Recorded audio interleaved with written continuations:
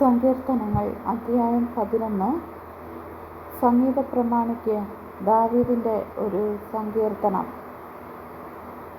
ഞാൻ യഹോവയെ ശരണമാക്കിയിരിക്കുന്നു.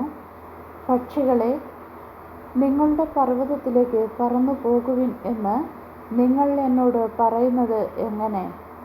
ഇതാ, ദുഷ്ടന്മാർ ഹൃദയപരമാർത്ഥികളെ ഇരുട്ടത്ത് എയ്യേണ്ടതിന് വില്ലു കുലച്ച് അസ്ത്രം ഞാണിന്മേൽ തൊടുക്കുന്നു. അടിസ്ഥാനങ്ങൾ മറഞ്ഞു പോയാൽ നീതിമാൻ എന്തു ചെയ്യും? യഹോവ തൻ്റെ വിശുദ്ധ മന്ദിരത്തിൽ ഉണ്ട്. യഹോവയുടെ സിംഹാസനം സ്വർഗ്ഗത്തിൽ ആകുന്നു. അവൻ്റെ കണ്ണുകൾ ദർശിക്കുന്നു.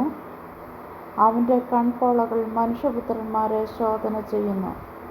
യഹോവ നീതിമാനെ ശോധന ചെയ്യുന്നു. ദുഷ്ടനെയും സാഹസപ്രിയനെയും അവൻ്റെ ഉള്ളം വെറുക്കുന്നു.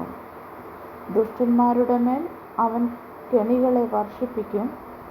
തീയും ഗന്ധകവും ഉഷ്ണക്കാറ്റും അവരുടെ പാനപാത്രത്തിലെ ഓഹരിയായിരിക്കും.